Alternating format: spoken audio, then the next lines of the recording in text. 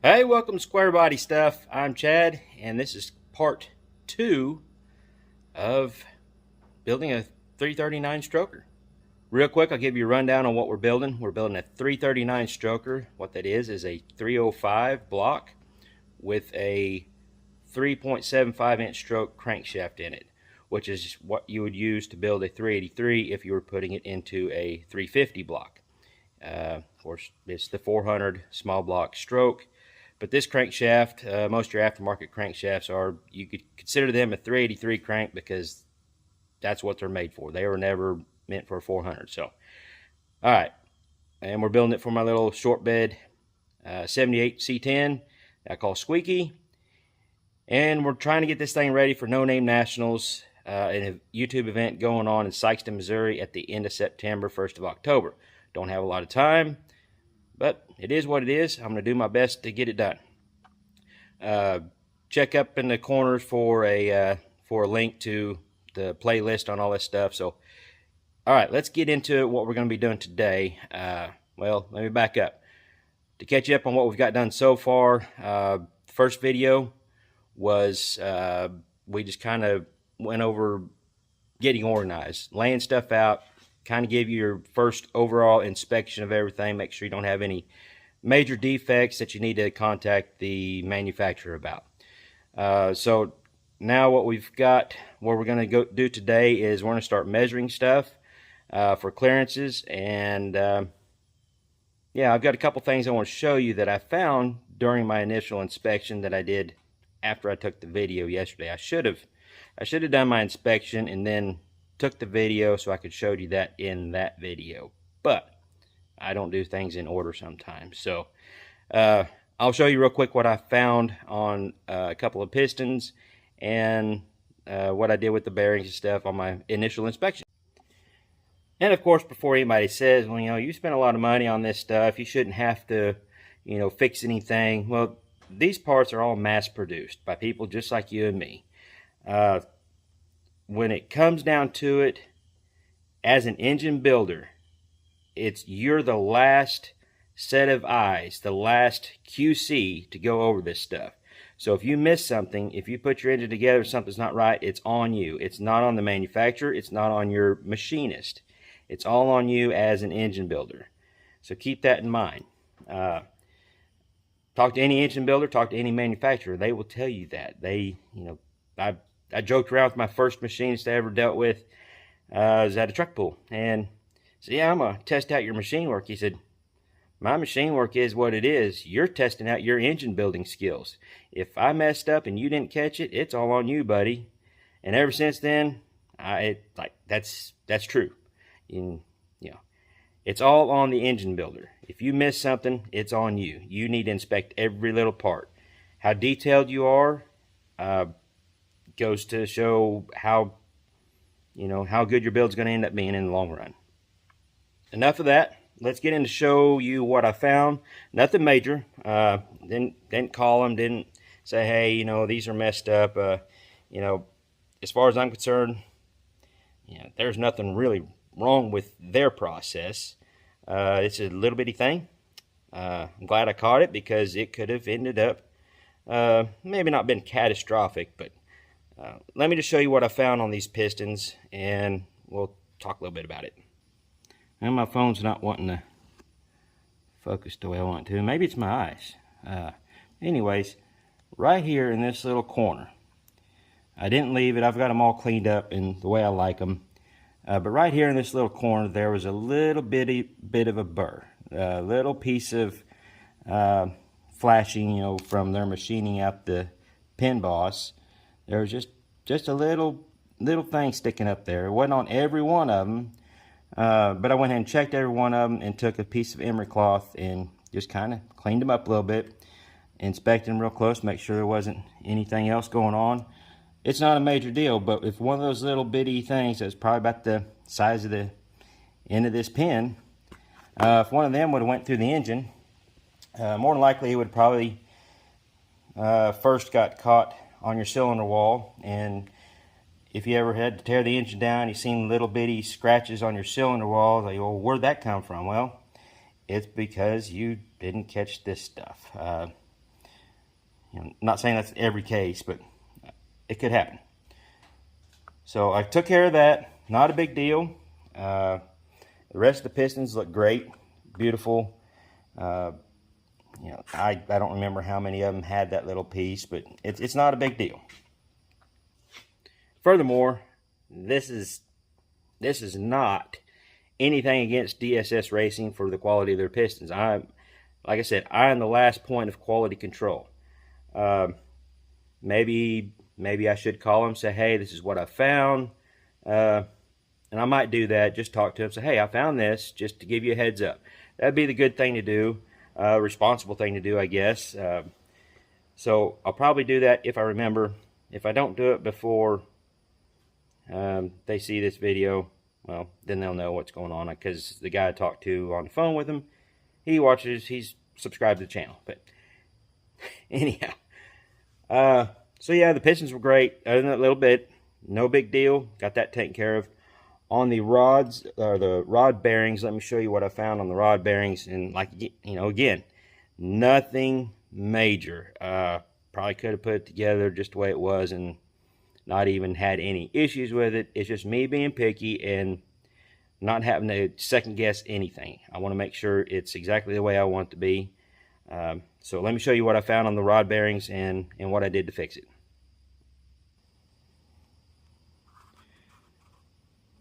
As you can tell, that the very corner on this is a little shiny on both sides. Man, my camera's just not wanting to focus. That's aggravating. Maybe, I don't know. Anyways, and it probably was just maybe me, I don't know, but it just felt like there might have been just a little bit of a fuzz right there on the edge, a little, not necessarily a big burr. So I just took some really fine emery cloth and just kind of cleaned them up on the outside edge and the inside edge. That way, whenever these things get clamped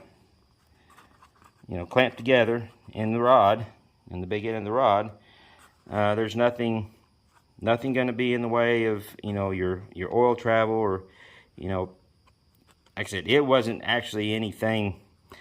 It may have just been more in my head and more of my being picky on that. It's not going to hurt anything on the bearings to do that, so just kind of a good practice anyways to get rid of any real sharp edges. So that's what I did on the bearings, and this is really more just me being super picky. The piston deal, that could have led to other issues if those little pieces would have went through the oil system and somehow got past the oil filter. They could have scored the crank, who knows. And the only reason I showed you all this is because this is what it takes. Just always try to up your game whenever you're building an engine, or whatever you're doing. I mean, just try to be as picky as you possibly can, because if you don't find nothing wrong, then more than likely you're probably not looking hard enough. But then again, it is what it is. Yeah, I'm going to get off this high horse, and we're going to get to, because I could go on and on about this. If my normal viewers know, I can pretty much talk about nothing for an hour. But we're going to get into what we're going to be doing next, and that's measuring the crankshaft, getting the tolerances. Not the tolerances, we're just going to get the measurements of the crankshaft. The tolerances will come later when we measure the rods and bearings and then find the difference of that.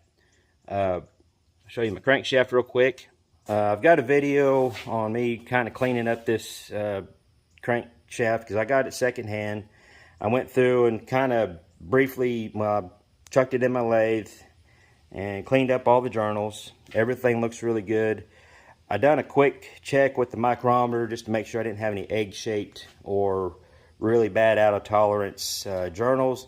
Everything looked good, but I didn't write anything down. I wasn't, trying to get real specific with it at that time. I just wanted to make sure I didn't need to machine it before I got the bearings. Now there is a possibility once we measure the crank and we measure our bearings, if it's too tight, we may have to get different bearings, or if it's too loose, same thing.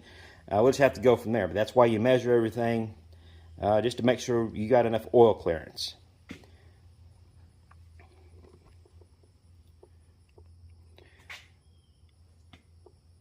So what we're going to do is measure the rod journals in several different places for each spot where the rod's going to be, and the side clearance, overall side clearance. I'm going to measure the mains in 2 or 3 different spots and make sure, double check, make sure it's good to go. And we're going to write all this stuff down. I've got these papers that I've printed off of the internet. Gives you everything to a spot to write down every measurement in your engine down and document it, blueprint it, however you want to call it. That way, if you have an issue with something, you can take to your machine shop, take your paper, take your parts, and they can come up with a solution to help you, fix whatever the issue is. And on down the road, if you want to tear your engine down after you've run it for a while and check all your tolerances, well, you can go back and reference this to know if you've got any wear. It's pretty valuable stuff to have. So I'm going to be using these. They're just, like I said, something I printed off the internet. All right, so now I'm going to go over some of the tools we're going to be using to measure this crankshaft, and kind of give you a brief explanation of how to use them, how to adjust them if you need to, and other tools that are available to use that I won't be using. Alright, for right now, you guys don't need to worry about that guy. I'll explain that in probably the next video. That's a dial bore gauge to measure the insides of the rods, or the inside of your mains, or inside of any bore. For right now, we're going to be using these outside micrometers and these snap gauges. If you don't have, well, these are fairly cheap and fairly easy to obtain. You can get them Harbor Freight or eBay. Actually, I think most of my tools are off of eBay or Amazon. They are cheaper Chinese stuff, but they work. I've been using them for years, haven't had any issues. But if all you have is a pair of either dial or digital calipers like this, they'll work. They're not quite as accurate as a set of micrometers. You could also use plastic gauge, which I've never used plastic gauge before. I thought about getting some just for the sake of showing you how to use it, but for right now I'm trying to use it and torquing a rod down onto the crankshaft over there. That'd be pretty tough without having it set in a block. So we might do that once we get the block here and start checking the mains and stuff like that. We may go over the plastic gauge and how to use that. But for right now, we're going to go over the micrometers and snap gauges.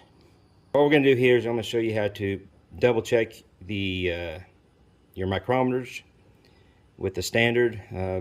My set came with standards for every different size, so you can check your micrometers, see if they're right, which it's a lot easier if you clamp this in a vise with some plastic jaws or soft jaws, so you don't, that's why they got these pads on there, so you can clamp it in a vise. It's a lot easier to do that, but it's harder for me to set my camera up to do that.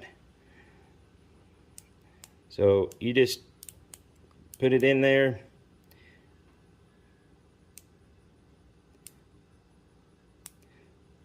and whenever you're trying to run your micrometer down, you just use the very end. You can hear it clicking, and that's all the pressure you need on it.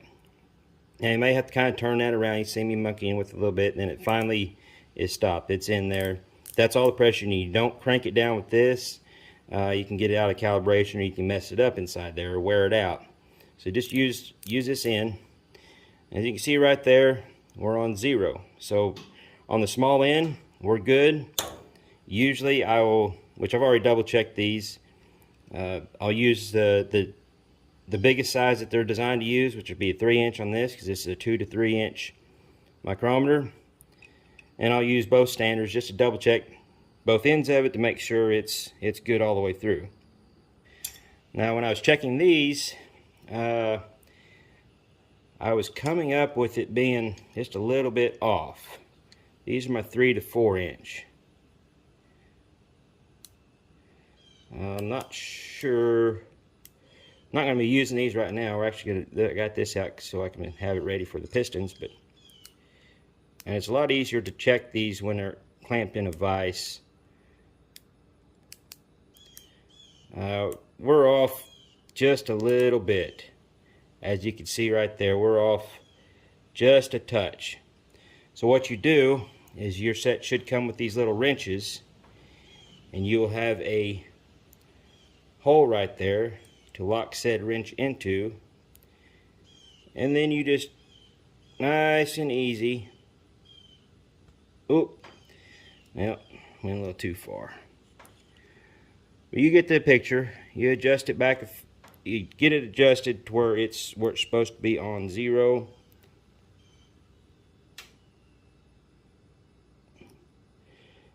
Right there. Yeah, my phone's not. Camera's not focusing real good.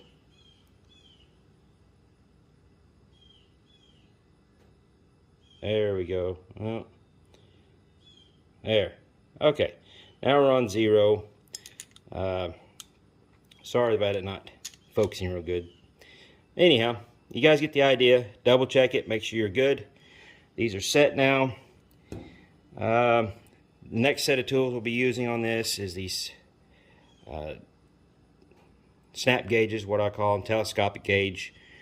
And with these, I'll show them more how you use them, more actually measuring the crank. But it's got a lock down here. You don't want to crank on that. But whenever you get it in there, and you can lock it down, then once you get it into your bore or whatever, you just let it go and it'll snap out.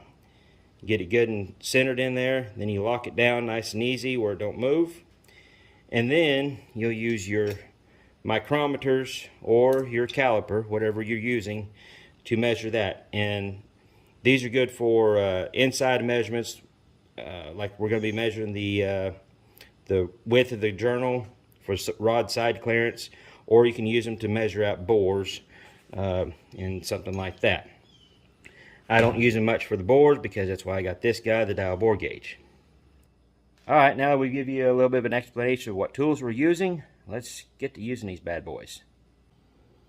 Now we're going to measure our journal. I'm just going to measure in this one spot to show you how it works. Kind of get down there and wiggle a little bit.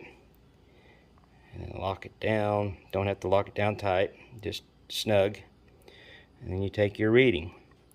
I'm not very good at explaining how to read these, but we're just shy of 2/100 or 2.1, which is actually what the journal size is supposed to be. We're a little undersized, which is okay. You can either, if it was lined up with a 0, it would be at 2/100. You can either subtract whatever that is, be like 1, 1, and then we go to these up here, whichever. If you're in between, you go to these lines, whichever one's lined up, which like number 5.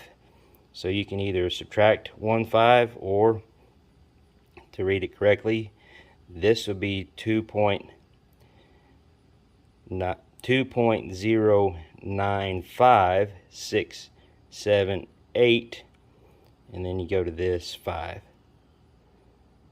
So it's 2.0985.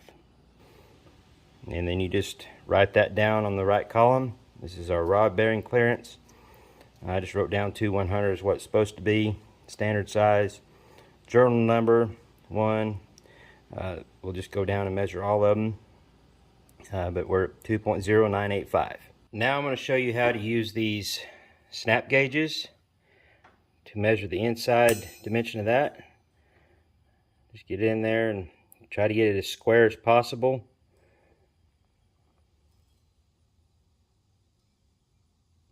Then lock it down. Then you take that and measure it with your micrometer. Measure it. If it's less than 2 inches. And same deal, you just kind of get in there until it clicks.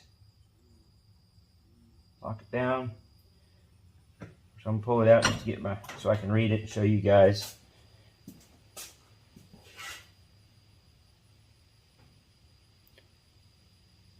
We're 1.905. Now on this paper, they didn't have a spot for that particular measurement. The way they've got their rod side clearance measurements or column set up is for if you were to have your rods bolted into your crank, or bolted onto your crankshaft, and you use a feeler gauge. And that's another way you can do it. If the rods, if you know you're close, you can do that and use a feeler gauge in between the rods, or in between the rod and the crankshaft, to find your tolerance there. With brand new connecting rods, and this is the way I like to do it. I'll verify the measurement once we get the engine pre-assembled and stuff. I'll probably verify with the feeler gauge, but at this point I like to measure this way, especially with brand new rods, because I may need to have these machined down for the right side clearance. But doing this, I can write down every measurement for every journal, and then I can match up the rods, because I could pair them up or measure all the rods and put the ones together that will get us closest to this measurement for each pair. I hope that makes sense, because right now the rods I've done nothing with other than kind of inspect them and go over them. There's no measurements on them yet. So I'm going to write down that number, which now I've been talking, I don't remember what it was. It was 1.905. Okay. So what I'm going to do on this paper, since it didn't have it, is I'm going to write down all the journal sizes on the crankshaft for that pair, and then later on I'll mic the rods as pairs to try to get our measurement there. Then I'll figure out our side clearance. Well, that was a pretty brief explanation. Well, maybe not brief, because I tend to drag things out, but anyways, that was an explanation of how I measure the rod journals, the side rod side clearance. Well, I'm not actually measuring the clearance yet, the width on the rod journals. Measuring the mains is the same thing as measuring the rod journals using micrometer. So what I'm going to do is I'm going to cue up some cheesy background music and put this thing in hyperdrive, and I'm going to go show you guys. Well, I'm just going to go through and measure everything, write it down while the camera's rolling.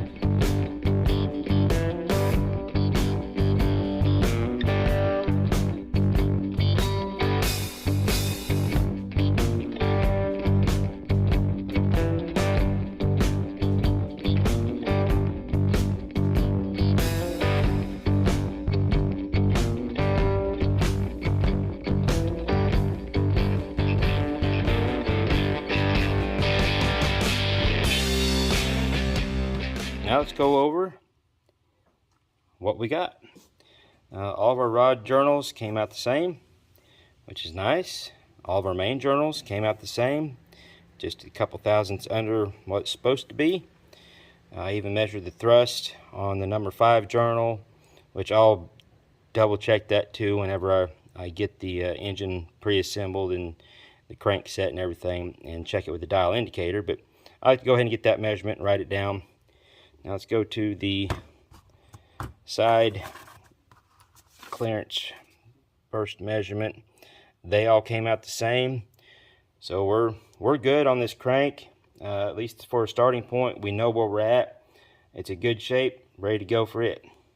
All right, one last note I'd like to make before we wrap this party up. After you get done monkeying around with your crankshaft, you've been messing around with it, the oils and stuff on your fingers can leave rust spots, and I've wiped it all down and everything, so it needs some protection. I've just got a squirt bottle full of WD-40, this guy right here. I buy it by the gallon and keep stuff hosed down around here so it don't rust. But hose it down with some WD-40, wrap it up in a plastic bag or something like that to keep it clean and ready for the next time you get it out to do the next step with it. So just want to make a point of that so you don't end up pulling it out of the bag or sitting it on a shelf and end up with rusty fingerprints all over it. I think we're going to end it off here for this video. We've got our crank measured, wrote down, we know what it's like. The next video I'm going to go over checking the rod clearance, or checking the rod measurement so we can find out what our rod clearance is. So stay tuned for that. Trying to break this down to where, you know, if I was to do the rods and this all together, it'd been an hour-long video the way I ramble on sometimes. So that's just who I am. I try to edit a lot of it out, but it's just who I am. Love it or like it, or love it or leave it, one of the two.